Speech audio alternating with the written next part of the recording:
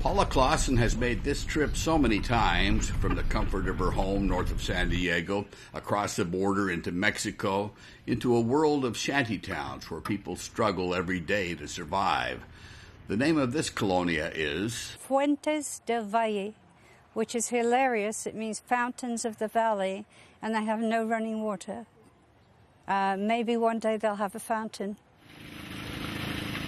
There's a truck that comes around called a pipa, and they fill up great big barrels of water, and that's how they get it. But for drinking water, they have to go and buy it. Oh yes, there's no electricity, no sewer, no indoor toilets. Houses, you can't even call them houses. Shacks made of scrap wood. Some people living in cars. Roofs that leak. And because of the dirt floors when it rained, of course, mud. Maria says in the last storm, the shanty she and her 3 daughters were living in and many others blew away. But that won't be happening to her new house, the one going up now, thanks to Paula Clausen. Good grief, last time I was here, and I looked over there, it was nothing but little shacks. And look at it now, look at the number of houses. I did not realize we had done so many. All the colored houses are ours. Stop painting! Stop painting! You've got to prime before you paint. She and her volunteers have constructed almost 1,300 houses, each one in less than a day. They also built this community center that serves as a village church. Who would have thought, certainly not Paula Clausen, that this plain-spoken mother of 2 retired travel agent would become the CEO of a nonprofit foundation called Project Mercy. Paula Clausen first came to the shantytowns of Tijuana in 1991. She came with a church friend to donate used clothing and blankets.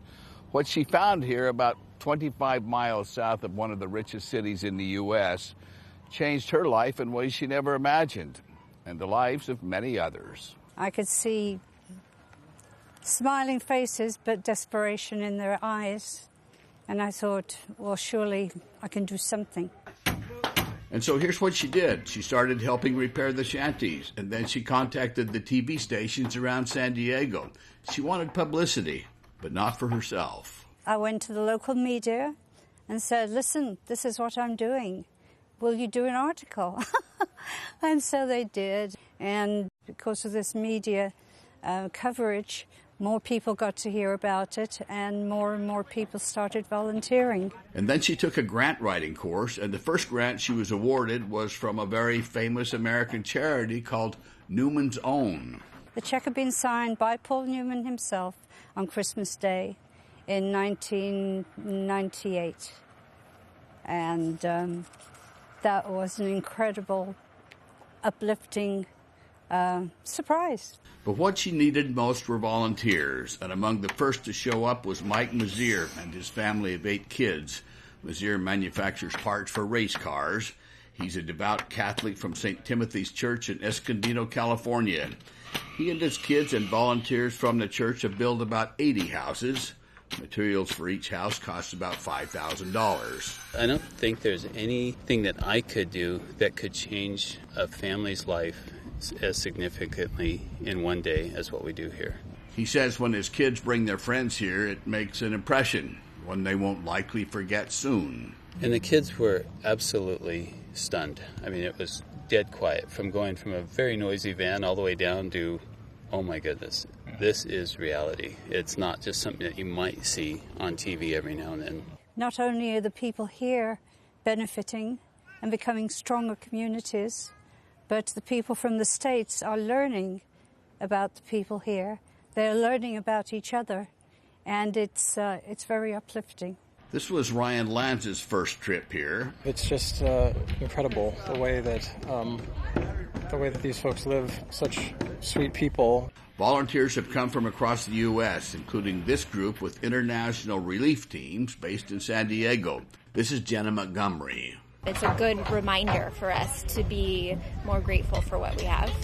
Not all volunteers are from the U.S. Those fortunate enough to get a brand new, colorful home are required first to have helped build other homes for their neighbors. It's called sweat equity. Mr. Roscoe worked on 15 homes before he and his family earned the one being built today. I have 1 bedroom, 1 living room, like little kitchen. Antonio lived with his wife and daughter and ailing father in a truck for 4 months before he earned his new home. It's really important to have a house for the family, not for us, for the little kids in the future. It's all about the children, and there are 20 million living in poverty in Mexico, 5 million in extreme poverty. Few get to help paint their mom's new home. They don't know really the misery that they live in the way their parents do. Their parents fear for them in the winter, and they fear for them because of the vermin that enters the shacks they live in. But they are so joyful, they find happiness in everything. It's looking good. We've just got to get the railing in up on the top there, and then it's all done. There's a great sense of satisfaction, but it's not because of what I've done. I think it's because of what we're doing with the gifts that God has given us. It's our obligation. I mean, for those that have been given much is expected, and I think we need to really pay attention to that. I want to give you the keys for your house. Y suerte por tu futura y de las niñas. ¿A quién? A la mamá. Al Señor. Okay? Oh, it gives you a good feeling. I always say that next to raising my children, this has really, truly validated my life. Not many people get to live and work their dream, and this has become a living dream.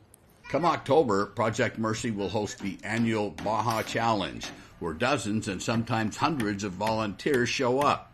One year, they built 44 houses in one day. For Religion and Ethics News Weekly, I'm Lucky Severson in Tijuana, Mexico.